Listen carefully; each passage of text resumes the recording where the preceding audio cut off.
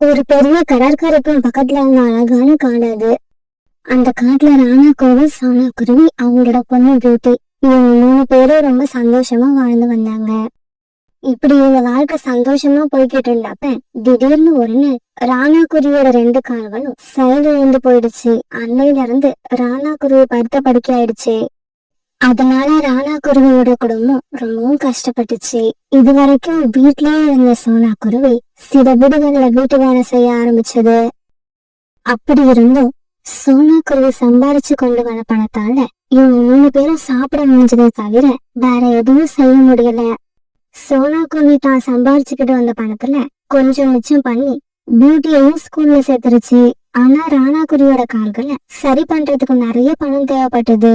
அதுக்கான பணத்தை சேர்க்க சோனா குருவியும் பியூட்டியும் எவ்வளவோ முயற்சி பண்ணினாங்க. ஆனா முடியல. அந்த சமயத்துல பியூட்டி படிச்ச ஸ்கூல்ல அரையாண்டு தேர்வு முடிஞ்சு விடுமுறை விட்டு இருந்தாங்க. தனக்கு கிடைச்ச இந்த விடுமுறைய நல்ல முறையில பயன்படுத்திக்கணும்னு பியூட்டி நினைச்சிச்சு. ஆமா, இந்த விடுமுறையில நானும் ஏதாவது வேலை செஞ்சு சம்பாதிச்சு எங்க அப்பா கால சரி பண்றதுக்கு உதவி பண்ணணும்.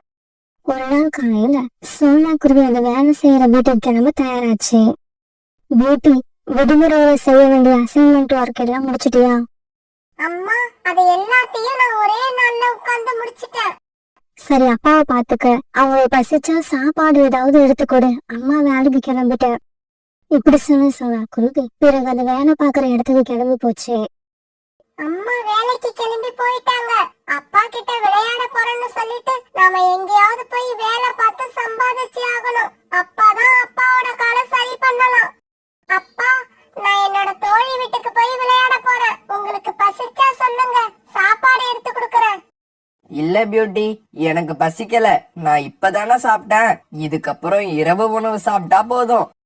ராணா குருவி இப்படி சொன்னதும் பியூட்டி வீட்டை விட்டு வெளியில பறந்து போச்சு. காலுஜி, வீட்டுல அடுப்பு எரிக்க ஒரு விறகு கூட இல்ல. சீக்கிரமா போய் விறகு எடுத்துக்கிட்டு வாங்க. கோரி, வீட்டுக்கு தேவையான மளிகை பொருட்களை வாங்கிக்கிட்டு வந்து கொடுக்கறது தான் என்னோட வேலை. விறகு தேவைப்பட்டா நீ தான் போய் எடுத்துக்கிட்டு வரணும். காலுஜி, என்னால அவ்வளவு கஷ்டமான வேலையெல்லாம் பார்க்க முடியாது. இவங்க இப்படி பேசிக்கிட்டு இருக்கப்ப அந்த வழியா பறந்து போன பியூட்டி காங்கள் உட்கார்ந்து இருக்கத பாத்துட்டு அந்த இடத்துக்கு வந்துச்சு. என்ன பியூட்டி, வீட்டை விட்டு வெளியில கிளம்பவே மாட்ட? உன்னை இன்னைக்கு வெளியில பாக்குறது அதிசயமா இருக்கு. ஆண்டி, எனக்கு ஏதாவது வேலை கிடைக்குமா? எங்க அப்பாவோட காலை சரி பண்றதுக்காக நான் ஏதாவது வேலை பார்த்து சம்பாதிக்க ஆசைப்படுறேன். அடடா, இந்த சின்ன வயசுலயே எவ்வளவு நல்ல எண்ணம். பியூட்டி, உனக்கு என்ன வேலை வேணும்? அவ்வளவுதானே? உனக்கு தேவையான வேலையை நான் தரேன். அதை செஞ்சு முடிச்சிட்டேன்னா உனக்கு சம்பளம் கிடைக்கும். அப்படியா? என்ன வேலை ஆண்டி? சீக்கிரம் சொல்லுங்க. இங்க பாரு, காட்டுக்குள்ள போய் காஞ்ச விறகுகளை வெட்டி அதை கட்டா கட்டி எடுத்துக்கிட்டு எங்க வீட்டுல கொண்டு வந்து போடு. உனக்கு நான் 100 ரூபாய் கொடுக்கறேன். ஆண்டி, வேலை தேடி ரொம்ப நேரம் அலையணும்னு நினைச்சேன். நல்ல வேலை, எனக்கு சீக்கிரமாவே வேலை கிடைச்சிடுச்சு. நீங்க கோடாரிய கொடுங்க, நான் இப்பவே கிளம்புறேன். உடனே கோரி கோடாரியை எடுத்து கொடுக்க அதை வாங்கிட்ட பியூட்டி பிறகு விறகு வெட்டுறதுக்காக பறந்து போச்சு. இப்படி போன பியூட்டி காட்டுக்குள்ள நிறைய இடங்களுக்கு போய் பார்த்தது.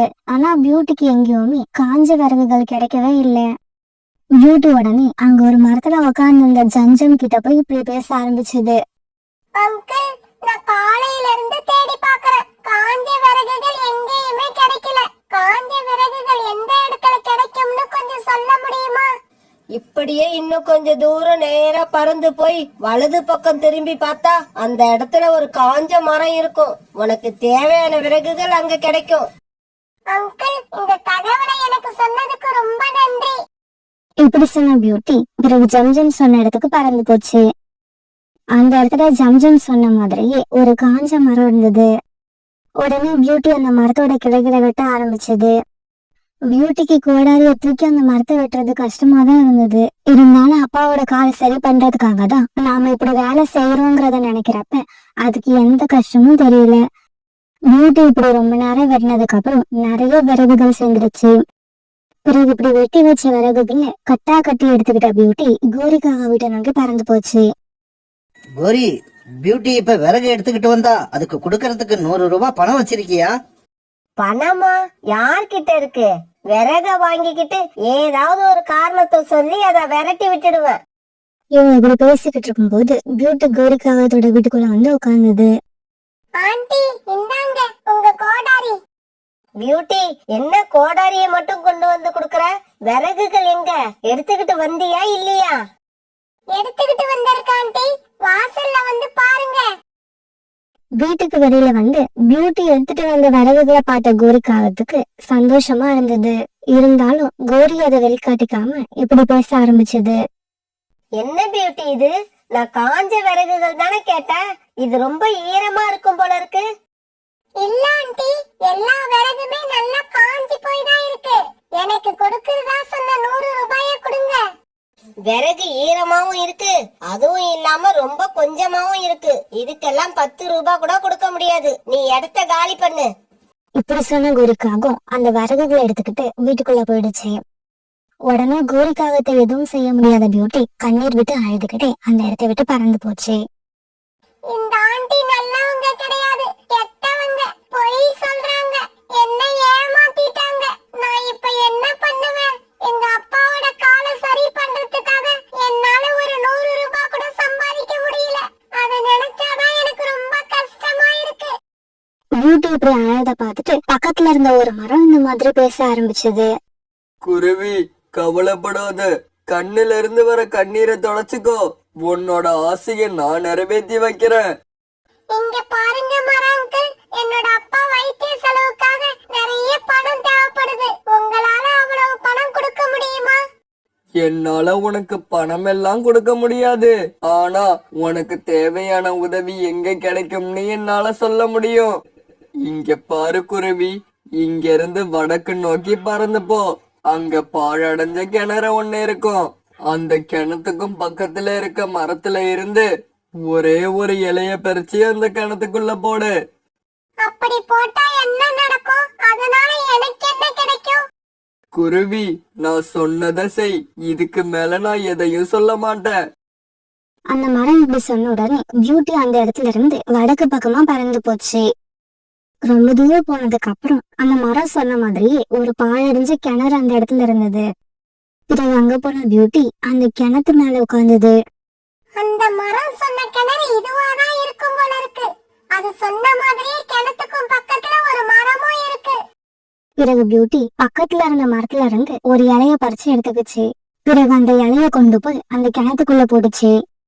ஏய் சின்ன குருவியே, நீ என்கிட்ட இருந்து என்ன வாங்கறதுக்காக இங்க வந்திருக்க? தங்கம் வேணுமா, வைரம் வேணுமா? உன் ஆசை எதுவா இருந்தாலும் நான் நிறைவேற்றி வைப்பேன். என்னால முடியாதது எதுவுமே இல்ல. உங்களால முடியாதது எதுவுமே இல்லன்னா என் அப்பாவோட காலை இப்பவே சரி பண்ணுங்க. நான் வீட்டுக்கு போறப்ப எங்க அப்பா பழையபடி நடக்கணும். ஏய் குருவியே, நல்லா யோசிச்சு கேளு. தங்கம், வைரம் இதையெல்லாம் வாங்கிக்கிட்டேன்னா அத வச்சு நீயே உங்க அப்பா காலை சரி பண்ணிக்கலாம். வேண்டாம், அதெல்லாம் எனக்கு வேண்டாம். நீங்க எங்க அப்பா காலை சரி பண்ணுங்க, எனக்கு அது போதும். எங்க அப்பா கால்கள் சரியாயிடுச்சுன்னா நீங்க சொல்ற தங்கம், வைரம் இதை எல்லாத்தையும் நாங்களே சம்பாதிச்சு வாங்குவோம்.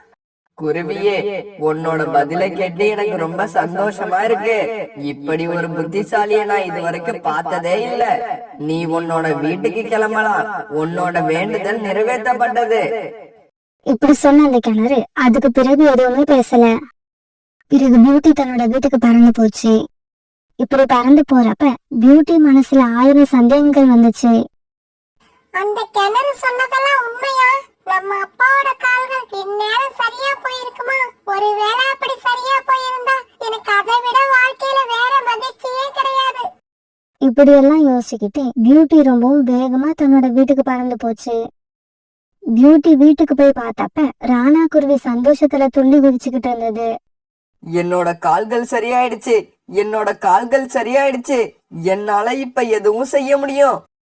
அந்த சமயத்துல வேலையை முடிச்சுட்டு சோனா குருவி தன்னோட வீட்டுக்கு திரும்பி வந்துச்சு. பியூட்டி, அப்பாவோட கால்கள் சரியாயிடுச்சா? இதெல்லாம் எப்படி நடந்துச்சு? அம்மா, இதுக்கெல்லாம் காரணம் நான் தான். இப்படி சொன்ன பியூட்டி பிறகு நடந்தது எல்லாத்தையும் தன்னோட அம்மா கிட்ட சொல்லுச்சு. சோனா, என்னோட கால்கள் சரியானது மட்டும் இல்ல, நம்ம வீட்டுக்கு இந்த 2 சாக்கு முட்டைகள் புதுசா வந்திருக்கு. பிறகு அந்த சாக்கு மூட்டைய பிரிச்சு பார்த்த இவங்க 3 பேரும் ரொம்பவும் சந்தோஷமானாங்க. ஏன்னா அந்த சாக்கு மூட்டையில தங்கமும் வைரமும் நிறைய இருந்துச்சு. இது வரைக்கும் கஷ்டத்தையே அனுபவிச்சுக்கிட்டு இருந்த ராணாக்குடியோட குடும்பம் அதுக்கப்புறம் ரொம்பவும் சந்தோஷமா வாழ ஆரம்பிச்சது. ஒரு கோடை காலம், சோனாக்குரியோட பையன் கொக்குக்கு எக்ஸாம் முடிஞ்சு ஸ்கூல்ல இப்ப லீவ் விட்டுருந்தாங்க. ஸ்கூலுக்கு லீவும் விட்டாச்சு. அப்புறம் இந்த காட்டுல வெயில் கொடுமை வேற. இதனால குக்குவோட மனசு அவனுடைய மாமா வீட்டுக்கு போகணும்னு சொல்லிக்கிட்டே இருந்தது. அம்மா, லீவு விட்டு 2 நாள் ஆயிடுச்சு. நீங்க என்ன மாமா வீட்டுக்கு அழைச்சிக்கிட்டு போக போறீங்களா இல்லையா? குக்கு, கோவப்படாத. நாளைக்கு காலையில நம்ம மாமா வீட்டுக்கு கிளம்புறோம். குக்கு தன்னோட மாமாவுக்கு கல்யாணம் ஆகுறதுக்கு முன்னாடி அடிக்கடி அவங்க வீட்டுக்கு போய்கிட்டு இருந்தான். ஆனா அவங்க மாமாவுக்கு கல்யாணம் ஆனதுக்கு அப்புறம் இப்பதான் முதல் முறையா போக போறான். மறுநாள் காலையிலேயே சோனாக்குருவியும் குக்குவும் தங்களுடைய பயணத்தை ஆரம்பிச்சிட்டாங்க. இப்படி பறந்து போனவங்க சாயங்காலத்துக்கு முன்னாடியே அந்த காட்டுக்கு போய் சேர்ந்துட்டாங்க. அந்த காடு எங்க பார்த்தாலும் ரொம்பவும் பச்சை பசேல்னு இருந்தது. அதை பார்த்த குக்கு ரொம்பவும் சந்தோஷப்பட்டான். அம்மா, மாமாவோட காடு எனக்கு ரொம்பவும் பிடிச்சிருக்கு. இங்க நம்ம காட்டுல வீசுற மாதிரி அனல் காத்து வீசல. வீசுற காத்து ரொம்பவும் குளுமையா இருக்கு. குக்கு, இந்த காடு எப்பவுமே இப்படிதான் இருக்கும். வருஷம் முழுக்க குளுமையா இருக்கக்கூடிய காடுகள்ல இதுவும் ஒண்ணு. இப்படி பேசிக்கிட்டே இவங்க பிறகு வேகமா பறக்க ஆரம்பிச்சாங்க. வேகமா பறந்து வந்ததால சீக்கிரமாவே குக்கு தன்னோட மாமா வீட்டுக்கு வந்து சேர்ந்துட்டான். சோனாக்குருவி இப்படி தன்னோட அண்ணன் வீட்டுக்கு வந்தது அவங்க அண்ணி ரூபிக்கு பிடிக்கவே இல்லை. என்னங்க, உங்க தங்கச்சி மூட்டை முடிச்ச கட்டிக்கிட்டு வந்திருக்கிறத பார்த்தா இங்கேயே ரொம்ப நாள் இருப்பாங்க போல இருக்கு. ரூபி, என்ன பேசுற நீ? சோனா எனக்கு ஒரே தங்கச்சி. அண்ணன் வீட்டுக்கு வராம வேற யார் வீட்டுக்கு போவா? இங்க பாருங்க, நமக்கு வர வருமானத்துக்கு வீட்டுக்கு வர விருந்தாளிங்க 1 நாள் 2 நாள் தங்கினா ஓகே தான். அதுக்கு மேலேயும் இங்கேயே இருந்தா நம்ம சட்டி அடிபிடிச்சிடும். இங்க பாரு ரூபி, கொஞ்சம் சத்தம் போடாம பேசு. 2-3 நாளைக்கு மேல அவ தங்காம நான் பாத்துக்கிறேன். நீ போய் அவ பக்கத்துல உட்காந்து பேசிக்கிட்டு இரு. நான் போய் சாப்பிட ஏதாவது வாங்கிக்கிட்டு வரேன். இப்படி சொன்ன சோனாக்குருவியோட அண்ணன் பிறகு மார்க்கெட்டுக்கு பறந்து போய் தர்பூசணி பழங்களை வாங்கிட்டு வந்தாரு. பிறகு இந்த தர்பூசணி பழங்களை வெட்டி எல்லாரும் சாப்பிட்டாங்க. மாமா, எங்க காட்டுல வெயில் கொடுமை தாங்கல. ஆனா உங்க காடு அப்படி இல்ல, ரொம்பவும் குளுமையா இருக்கு. அதனாலதான் எனக்கு லீவு முடியிற வரைக்கும் இங்கேயே இருக்கலாம்னு வந்தோம். ஆமான்னு லீவ் விட்ட நாள்ல இருந்து மாமா வீட்டுக்கு போகணும்னு அடம் பிடிக்க ஆரம்பிச்சுட்டான். குக்கு, நீ சொன்ன மாதிரியே உன்னை உங்க மாமா வீட்டுக்கு அழைச்சிட்டு வந்துட்டேன். இதுக்கப்புறம் உனக்கு லீவ் முடியிற வரைக்கும் நம்ம இங்கேயே தங்கலாம். என்ன, உனக்கு சந்தோஷம் தானே? சோனாக்குருவியும் குக்குவும் இப்படி பேசிக்கிறத கேட்டு சோனாவோட அண்ணனுக்கு என்ன பண்றதுன்னு தெரியல. தன்னோட மனைவி ரூபிய நினைச்சு அடி வயிற்றெல்லாம் கணக்க ஆரம்பிச்சிருச்சு. இப்படியே 2-3 நாட்கள் ஓடிடுச்சு. அது வரைக்கும் சோனாக்குருவியோட அண்ணி ரூபி எதுவுமே சொல்லல. ஒரு நாள் அந்த காட்டுல சாரல் மழை பெய்ய ஆரம்பிச்சது. மழையை பார்த்து ரொம்பவும் சந்தோஷப்பட்ட சோனாக்குருவியும் குக்குவும் வீட்டு கூட மேல ஏறி அந்த மழையில நனைஞ்சு விளையாட ஆரம்பிச்சாங்க. இங்க பாருங்க, இத்தனை நாள் பொறுமையா இருந்துட்டேன். இதுக்கு மேல என்னால பொறுமையா இருக்க முடியாது. உங்க தங்கச்சி என்னைக்கு ஊருக்கு கிளம்புறாங்கன்னு கேட்டு சொல்லுங்க. ரூபி, என் தங்கச்சி வந்து 3 நாள் தானே ஆகுது. இன்னும் ஒரு 4-5 நாள் இருந்துட்டு போட்டோம். அப்படின்னா நான் இன்னைக்கு எங்க அம்மா வீட்டுக்கு கிளம்புறேன். உங்க தங்கச்சி போனதுக்கு அப்புறம் எனக்கு செய்தி சொல்லி அனுப்புங்க. அப்புறமா நான் வரேன். ரூபி இப்படி சொன்னதும் எதுவுமே பேசாத சோனாவோட அண்ணன் சோனாவை பார்க்க கிளம்பி போனாரு. சோனா, சொல்றேன்னு தப்பா நினைச்சுக்காத. குக்குவுக்கு லீவ் முடியிற வரைக்கும் உங்களை இங்க வச்சிருக்கணும்னு எனக்கு ஆசை இருக்கு. ஆனா என்ன பண்றது, நாம ஆசைப்படுறது எல்லாம் நடக்கிறது இல்ல. நீங்க இங்க இருக்கிறதால வீட்டு செலவு அதிகமாகுதுன்னு உங்க அண்ணி ஃபீல் பண்றா. சோனா, நீ புத்திசாலி. நான் என்ன சொல்ல வர்றேன்னு உனக்கு புரியும்னு நினைக்கிறேன். இப்படி சொல்லிட்டு சோனாக்குருவியோட அண்ணன் வீட்டுக்குள்ள போயிட்டாரு. அண்ணன் சொன்னதை கேட்டு சோனாக்குருவி அதிர்ச்சியில உறைஞ்சு போய் உட்கார்ந்துருந்தது. பிறகு கொஞ்ச நேரம் கழிச்சு குக்குவை தாங்கிட்டு கொக்கு இப்படி பேச ஆரம்பிச்சது. கொக்கு, நம்ம இப்பவே நம்ம காட்டுக்கு கிளம்பி ஆகணும். என்னது, நம்ம காட்டுக்கு போகணுமா? அம்மா, எனக்கு லீவு முடியிற வரைக்கும் இங்கேயே இருக்கலாம்னு சொல்லி தானே அழைச்சிக்கிட்டு வந்தீங்க. அப்புறம் எதுக்கு இப்பவே நம்ம காட்டுக்கு கிளம்புறீங்க? வேணும்னா நீங்க போங்க, நான் வரமாட்டேன். எனக்கு லீவு முடியிற வரைக்கும் நான் மாமா வீட்டுல தான் இருப்பேன். கொக்கு, மாமாவுக்கு கல்யாணம் ஆகிறதுக்கு முன்னாடி நம்ம விருப்பப்படி இங்க வந்து தங்கணும். அது வேற விஷயம். இப்ப மாமாவுக்கு கல்யாணம் ஆயிடுச்சு, அதனால நம்ம இங்க அதிக நாள் தங்க முடியாது. குக்கு, எங்க அண்ணன் சொன்னதை நான் புரிஞ்சுக்கிட்டேன். அதே மாதிரி நான் சொல்றத நீயும் புரிஞ்சுப்பன்னு நினைக்கிறேன். அம்மா இப்படி சொன்ன உடனே குக்கு எதுவுமே பேசாம மாமா வீட்டை விட்டு கிளம்புறதுக்கு தயாராகிட்டா. அண்ணி, நாங்க ஊருக்கு கிளம்புறோம், நீங்க உங்க உடம்ப பத்திரமா பார்த்துக்கோங்க. இதுக்கு எதுவும் பதில் சொல்லாத ரூபி தன்னோட முகத்தை வேற பக்கமா திருப்பிக்கிச்சு. இது சோனாக்குருவியோட அண்ணன் சோனாக்குருவியை வழி அனுப்புறதுக்காக வாசலுக்கு வந்தாரு. சோனா, ஒரு நிமிஷம் இரு, இதோ இப்ப வந்துடுறேன். இப்படி சொன்ன சோனாக்குருவியோட அண்ணன் வீட்டுக்குள்ள போனாரு. ரூபி, குக்கு கையில கொடுத்து அனுப்புறதுக்கு ஒரு 100 ரூபாய் பணம் கொடு. ஏங்க, இது வரைக்கும் உங்க தங்கச்சிக்காக நீங்க செலவு பண்ண பணத்தையே எந்த கணக்குல எழுதுறதுன்னு தெரியாம நான் முழிச்சுக்கிட்டு இருக்கேன். இதுல வேற இன்னும் 100 ரூபாய் கேக்குறீங்க. ரூபி, குக்கு இங்க வந்துட்டு போறப்ப இது வரைக்கும் நான் அவனை வெறும் கையோட அனுப்புனதே இல்ல. தயவு செஞ்சு 100 ரூபாய் மட்டும் கொடு. இங்க பாருங்க, பணம் என்ன மரத்துல காய்க்குதுன்னு நினைச்சுக்கிட்டு இருக்கீங்களா? நீங்க கொண்டு வர சம்பளத்தை வச்சு கடன் வாங்காம குடும்பம் நடத்துறதுக்கு நான் எவ்வளவு கஷ்டப்படுறேன் தெரியுமா? என்கிட்ட 1 ரூபாய் கூட கிடையாது. தயவு செய்து என்கிட்ட கேட்காதீங்க. வீட்டுக்குள்ள தன்னோட அண்ணன் அண்ணிக்கிட்ட பேசிக்கிட்டு இருக்கதையெல்லாம் வீட்டு வாசல்ல இருந்து சோனாக்குருவி பார்த்துக்கிட்டே இருந்தது. பிறகு எதுவுமே பேசாம குக்குவை கூப்பிட்டுக்கிட்டு அங்கிருந்து தன்னோட வீட்டுக்கு பறந்து போச்சு. குக்குவுக்கு லீவ் முடிஞ்சதுக்கு அப்புறம் தான் வீட்டுக்கு திரும்பி வரவேன்னு சோனாக்குருவி அந்த காட்டுல உள்ள பறவைங்கிட்ட சொல்லி இருந்தது. ஆனா அண்ணன் வீட்டுல நிலைமை சரியில்லாதால 3 நாள்ல தன்னோட வீட்டுக்கு திரும்பி வந்துருச்சு. சோனா, குக்குவுக்கு லீவு முடியற வரைக்கும் அண்ணன் வீட்ல தான் இருப்பேன்னு சொல்லிட்டு போனேன். ஏன் இவ்வளவு சீக்கிரமா வந்துட்ட?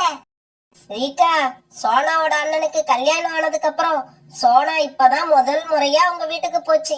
சோனாவுக்கு கிடைச்சிருக்கிற அண்ணி எனக்கு வாச்ச அண்ணி மாதிரி போல இருக்கு. என் அண்ணி எப்படி தெரியுமா? போன உடனே எப்ப கிளம்ப போறீங்கன்னு வாய் கூசாம கேட்பாங்க. இல்ல கோரி அக்கா, என் அண்ணி அப்படி எல்லாம் கிடையாது. குக்குவுக்கு லீவ் முடிகிற வரைக்கும் அங்கதான் தங்க சொன்னாங்க. இருந்தாலும் அந்த காட்டோட கிளைமேட் என் பையனுக்கு ஒத்துக்கல. அவனுக்கு காய்ச்சல் வந்துடுச்சு, அதனாலதான் உடனே கிளம்பி வந்துட்டேன். சோனா, என்ன தப்பா நினைச்சுக்காத. அடுத்த வீட்ல என்ன நடக்குதுன்னு தெரிஞ்சுக்கலன்னா எனக்கு தலையே வெடிச்சிடும் போல இருக்கும். அதனாலதான் நேத்து என் பையன் கூட விளையாட வந்த குக்கு கிட்ட பேச்சு கொடுத்து உங்க அண்ணன் வீட்ல என்ன நடந்துச்சுன்னு தெரிஞ்சுக்கிட்டேன். என்ன பண்றது சோனா, கல்யாணம் ஆகிற வரைக்கும் தான் நமக்கு அண்ணனா இருப்பாங்க. கல்யாணம் ஆயிடுச்சுன்னு வச்சுக்க, நம்ம அன்னைக்கு புருஷனா மாறிடுவாங்க. இப்படி சொல்லிட்டு அங்கிருந்து பறந்து போனாங்க. இப்படியே சில நாட்கள் நகர்ந்துச்சு. இப்ப சோனாவோட அண்ணி ரூபி குருவி மாசமா இருந்தது. அதனால கணவன் மனைவி 2 பேருமே சந்தோஷமா இருந்தாங்க. ஒரு நாள் தன்னோட வீட்டுல பாத்திரங்களை சுத்தம் பண்ணிட்டு இருந்த ரூபிக்கு மயக்கம் வந்து கீழே விழுந்துடுச்சு. இங்க பாருங்க, ரூபியோட உடம்புல சுத்தமா தெம்பே இல்ல. ரூபி முட்டையிடுற வரைக்கும் பெட் ரெஸ்ட்ல தான் இருக்கணும். அப்பதான் தாயோட உயிருக்கும் குழந்தையோட உயிருக்கும் எந்த ஆபத்தும் வராம இருக்கும். இவள ரொம்பவும் ஜாக்கிரதையா கவனிச்சுக்கோங்க. இப்படி சொல்லிட்டு பறந்து டாக்டர் அங்கிருந்து பறந்து போயிட்டாங்க. டாக்டர் போனதுல இருந்து சோனாவோட அண்ணனும் ரூபியும் ரொம்பவும் பயந்து போயிருந்தாங்க. என்னங்க, நான் என்னோட அக்காவுக்கு போன் பண்ணி இப்பவே வர சொல்ல போறேன். அக்கா வந்தாதான் என்ன பத்திரமா பாத்துப்பா. இப்படி சொன்ன ரூபி உடனே தன்னோட அக்காவுக்கு போன் பண்ணுச்சு. ஆனா ரூபியோட அக்கா தங்கச்சி சொன்னதை கேட்டுட்டு இப்படி பேச ஆரம்பிச்சாங்க. இங்க பாரு ரூபி, நான் சொல்றத புரிஞ்சுட்டேன். இப்ப நானே இங்க கூலி வேலைக்கு தான் போறேன். ஒரு நாள் சம்பளம் 400 ரூபாய். நான் அங்க வந்து உன்னை பாத்துக்கிட்டேன்னா உன்னால அந்த 400 ரூபாயை தர முடியுமா? கண்டிப்பா கொடுக்க முடியாது, அதுவும் எனக்கு தெரியும். சாரி டி ரூபி, நீ வேற ஏதாவது ஏற்பாடு பண்ணிக்க. இப்படி பேசின ரூபியோட அக்கா என்னால உன் வீட்டுல வந்து தங்க முடியாதுங்கிறத தெளிவா எடுத்து சொல்லிடுச்சு. தன்னோட அக்கா மேல ரொம்பவும் நம்பிக்கை வச்சிருந்த ரூபி அக்கா இப்படி சொன்ன உடனே என்ன பண்றதுன்னு தெரியாம திவிச்சு போய் உட்கார்ந்துருந்தது. ரூபி, அந்த போனை இப்படி கூட நான் என்னோட தங்கச்சி சோனாவுக்கு ஒரு போன் பண்ணி பாக்குறேன். ஏன்னா நாம கஷ்டத்துல இருக்கிறப்பதான் நல்ல உறவுகளை நம்மளால அடையாளம் காண முடியும். இப்படி சொன்ன சோனாக்குருவியோட அண்ணன் உடனே சோனாக்குருவிக்கு போன் பண்ணி பேசினாரு. அப்படியா, அன்னைக்கு வேற எதுவும் காயம் இல்லையே? கவலைப்படாத அண்ணன், நாளைக்கு காலையில நான் அங்க இருப்பேன். சோனாக்குருவி சொன்ன மாதிரி மறுநாள் காலையில அவங்க அண்ணன் வீட்டுல இருந்தது. சோனா, நீ மட்டும் வந்திருக்க? உன்னோட பையன் குக்கு எங்க? அண்ணன் அவனுக்கு இப்ப ஆஃப் இயர்லி எக்ஸாம் நடந்துகிட்டு இருக்கு. அதனால கௌரி அக்கா வீட்டுல விட்டுட்டு வந்திருக்கேன். எக்ஸாம் முடிஞ்ச பிறகு நான் போய் அவனை அழைச்சிட்டு வந்துடுறேன். சோனா, உங்க காட்டுல நீ கூலி வேலை பார்த்துக்கிட்டு இருந்த, இப்ப எனக்காக இங்க வந்துட்ட. இதனால உனக்கு கிடைக்க வேண்டிய வருமானம் கிடைக்காம போயிடும் தானே? அப்படியெல்லாம் இல்ல அண்ணன். வேலையை எங்க காட்டுலதான் பாக்கணும்னு இல்ல. நான் இங்க கூட கூலி வேலைக்கு போக போறேன். ஆனா வேலைக்கு போறதுக்கு முன்னாடி அன்னைக்கு செய்ய வேண்டிய எல்லா வேலையையும் முடிச்சு வச்சுட்டு தான் கிளம்புவேன். அப்புறம் வேலையை விட்டு வந்ததுக்கு அப்புறம் மறுநாள் காலையில வேலைக்கு கிளம்புற வரைக்கும் அன்னி கூடவே இருப்பேன். அவங்கள எந்த வேலையும் செய்ய விட மாட்டேன். அப்புறம் ஒரு முக்கியமான விஷயம், அன்னியோட மெடிக்கல் செலவுக்காக எங்கேயும் கடன் வாங்கிடாத. என்னோட சம்பளத்தை வச்சு எப்படியாவது அட்ஜஸ்ட் பண்ணிக்கலாம். சோனா குருவி இப்படி பேசுனதை கேட்டு சோனா குருவியோட அண்ணன் கண்டிருந்து ஆனந்த கண்ணீர் வந்துச்சு. அதே சமயம் சோனா குருவியோட அண்ணி ரூபி அவமானத்துல குறுகி போய் தலையை குனிஞ்சுக்கிட்டு நின்னது. அண்ணி, என்ன மன்னிச்சிடுங்க. எனக்கு மயக்கம் வந்து கீழே விழுந்தப்ப அடிபட்டு ரொம்பவும் கஷ்டப்பட்டேன். ஆனா அப்படி கீழே விழுந்ததை நினைச்சு நான் இப்ப சந்தோஷப்படுறேன். ஏன்னா நம்முடைய வாழ்க்கையில நமக்கு வர்ற கஷ்டமான சூழ்நிலை தான் நம்மள சுத்தி இருக்கிற உறவுகள்ல நம்ம கூட உண்மையா பழகிறது யாருன்னு நமக்கு அடையாளம் காட்டி கொடுக்குது. இதுக்கப்புறம் உங்களுக்கு நான் அண்ணி மட்டும் இல்ல, அம்மாவும் நான் தான். இப்படி சொன்ன ரூபி சோனா குருவி கிட்ட மன்னிப்பு கேட்டு கண்ணீர் விட்டு கதறி எழுதுச்சு. தான் அண்ணியோட மனசு மாறினதை பார்த்த சோனா குருவி அண்ணிய தான் நெஞ்சோட அணைச்சுக்குச்சு.